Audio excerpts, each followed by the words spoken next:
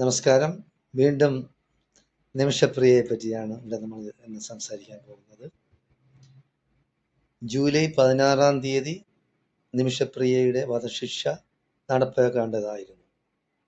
അപ്പോൾ കേരളത്തിലെ കാന്തപുരം അബൂബക്കർ മുസ്ലിയാർ വിചാരിച്ച ആ ഒരൊറ്റ വ്യക്തി വിചാരിച്ചതുകൊണ്ടാണ് അത് നീട്ടിവെക്കാൻ കഴിഞ്ഞത്. അല്ലാതെ ഇന്ത്യ ഗവൺമെൻറ്റോ കേരള ഗവൺമെൻറ്റോ അല്ലെങ്കിൽ വേറെ ഏതെങ്കിലും ഭാഗത്തു നിന്നുള്ള സമ്മർദ്ദമോ ചർച്ചയുടെ ഫലമായല്ല അത് നീട്ടിവെച്ചത്. അപ്പോൾ നീട്ടിവെച്ചു.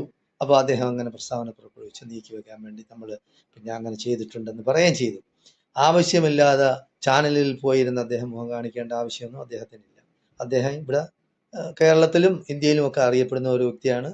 ലോകമത നേതാക്കളുടെ ഇടയിലും അദ്ദേഹത്തിൻ്റെതായ സ്ഥാനവും മാനവും ഒക്കെ കിട്ടുന്ന വ്യക്തിയാണ്. അപ്പോൾ ചില തലയെക്കെട്ടുകാർ താടി വെച്ച ആൾക്കാരൊക്കെ ചാനലുകളിൽ വന്നിരുന്ന് ആവശ്യമില്ലാതെ അദ്ദേഹത്തെ ആക്ഷേപിക്കുന്നുണ്ട്. അതിൻ്റെ കാരണം എന്താണെന്ന് എനിക്ക് മനസ്സിലാവുന്നില്ല. ഒന്നാമത്തെ കാര്യം എന്ന് പറഞ്ഞാൽ, ഈ പണ്ഡിതന്മാരെന്ന് സ്വയം അഭിമാനിക്കുന്നവർ ഒന്നുകിൽ അവരുടെ നാക്ക് അവർ വെറുതെ വായിലിട്ട് ചലയ്ക്കാതെ അടച്ചു വെച്ചുകൊണ്ടിരിക്കണം. ഇത് ഒരു വയസ്സായ പ്രായമുള്ള ഒരു പണ്ഡിതനാണ്. അദ്ദേഹത്തിൻ്റെ സമൂഹ മധ്യത്തിൽ ആക്ഷേപിക്കുകയും അവഹേളിക്കുകയും ചെയ്യുന്നത് ഏത് ദീനാണ് നിങ്ങളെ പഠിപ്പിച്ചത്? അദ്ദേഹം തെറ്റ് ചെയ്തിട്ടുണ്ടെങ്കിൽ പിന്നെ പടച്ച തമ്പുരാൻ അദ്ദേഹത്തിനോട് ചോദിച്ചോളുമല്ലോ. നിങ്ങളാണ് ചോദിക്കാൻ, നിങ്ങളാര് ചോദിക്കാൻ?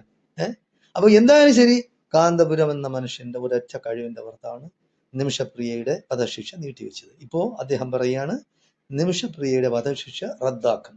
കാന്തപുരം അബൂബക്കർ മുസ്ലിയാരാണ് പറയുന്നത്. മിക്കവാറും റദ്ദാക്കാൻ സാധ്യതയുണ്ട്. കൊല്ലപ്പെട്ട യമനിലെ തലാലിന്റെ കുടുംബവുമായി ചർച്ചകൾ നടന്നുകൊണ്ടിരിക്കുകയാണ്. ഇൻഷാ അള്ളാഹ് പിന്നെ ഏതെങ്കിലും രീതിയിൽ പിന്നെ രക്ഷപ്പെടട്ടെ എന്ന് നമുക്ക് പ്രാർത്ഥിക്കാം. നിമിഷപ്രിയ മോചിതയാവുന്നെങ്കിൽ ആകട്ടെ. അതിൽ ആവശ്യമില്ലാത്ത പ്രശ്നങ്ങൾ ഉണ്ടാക്കി സംഘികളും കൃസംഘികളും ഇതിൽ ഇടപെട്ട് ചാനലുകളിൽ ചർച്ച ചെയ്ത് നശിപ്പിക്കരുതേ എന്നാണ് എനിക്ക് പറയാനുള്ളത്. നിങ്ങൾക്കെല്ലാവർക്കും നന്ദി, നമസ്കാരം.